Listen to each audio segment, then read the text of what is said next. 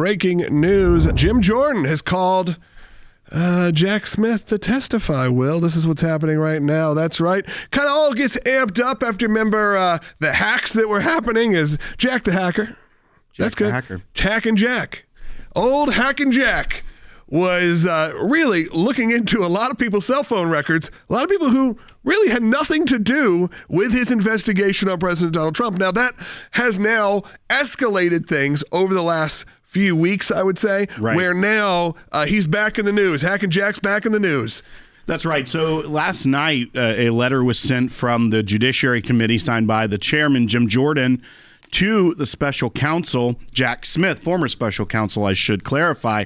And it's talking about the investigation they are doing, their oversight investigation into how the Biden-Harris Justice Department weaponized federal law enforcement. This follows the Judiciary Committee's oversight looking into how both the special counsel, the Department of Justice, the FBI were all weaponized against conservatives during the previous administration. And they have already spoken with multiple members of Jack Smith's team who were not willing to cooperate. Now, this is coming on the heels of Jack Smith giving interviews with people like Andrew Weissman saying that, you know, how you protect from show trials and how you protect from kangaroo courts and things of that nature are by transparency. However, members of his own team are pleading the Fifth Amendment over 75 times in some cases when asked about things like, were other members of Congress swept up in this? How many members of Congress are there records on? And those individuals are pleading the Fifth before Jim Jordan's committee. Now, what Jim Jordan is asking for here is a transcribed interview. This isn't going to be the 15 minutes of fame, Democrats and Republicans before a committee in a hearing room televised on C-SPAN. Can we not get both? We probably Just end for up the will. fun of it. Here's the thing. We probably will get there. But Jim Jordan is conducting a very serious investigation of oversight here. And so what he's offering right now to Jack Smith, even though Jack Smith has not responded to previous correspondence asking for records, is for all of the records under the time that he was special counsel, any correspondence he had with political appointees or career officials of the Biden-Harris administration, and all documents and communication you sent or received during your service as a special counsel. And then he's asked to also come in all those materials have to be by October 28th given to the committee, as well as calling the committee to schedule a week and a half, a transcribed interview. Now, this is not a deposition. It's a little more informal. There can be some negotiations. It's an olive branch saying, we want to get your testimony, but we're not bringing the full force of the committee yet. If he doesn't respond or if he balks at this, you can expect a subpoena and a deposition to follow.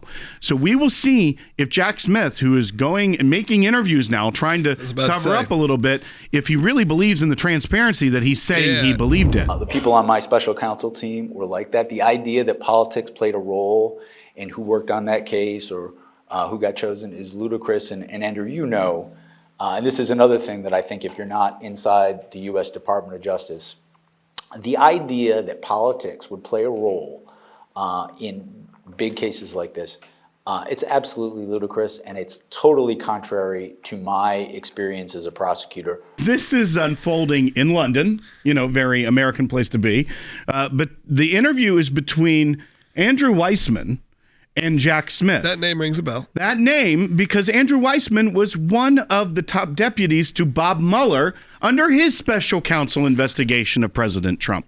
So the hilarity of like this... me interviewing you, right, and acting like it's unbiased interview. Exactly. Like the hilarity of the first failed special counsel, which was a fraud on the American people because of the money it spent, the beginnings of it, how it was manufactured by the intelligence agencies to bring forward this Russia collusion hoax on the American people. One of the key members of that special counsel team is interviewing Jack Smith at the University College of London. Yeah. Like this just... It reeks of Cold War. That idea that no one was above the law that they have been preaching for the 4 years leading up to the second Trump presidency. The chickens have come to roost. That's right. And when you look at also other parts of it, he talks about transparency. That's how you avoid these political trials in our system. Well, here's the problem. This is from the final page 4 of the letter from Jim Jordan and the Judiciary Committee to Jack Smith. It says, over the course of our oversight, we have written you several times to request documents relating to your politicized investigation. You failed to respond. Now, we also know... Where you at, Jack? ...that they have interviewed multiple members of his team, including Jay Bratt, J.P. Cooney, and Thomas Wyndham. And specifically, these individuals also didn't want to be transparent. They didn't want to come forward with, okay, here's what we got.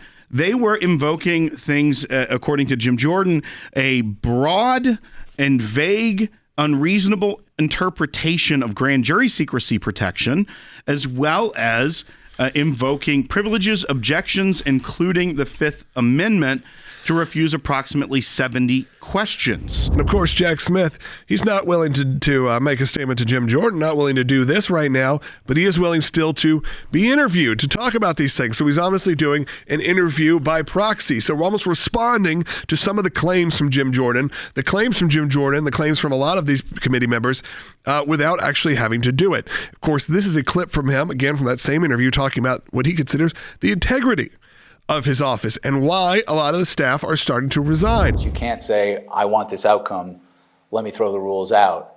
That's why, frankly, you see all these conflicts between the career apolitical prosecutors I worked with, because they're being asked to do things that they think are wrong, and because they're not political people, they're not going to do them.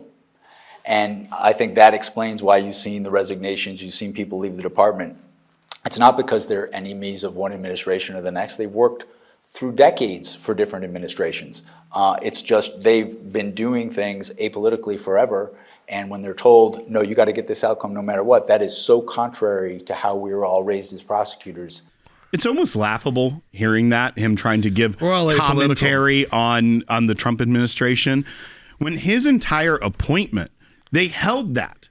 They didn't start this raid on Mar-a-Lago right after the president left office. They went in a very strategic time headed towards the primaries.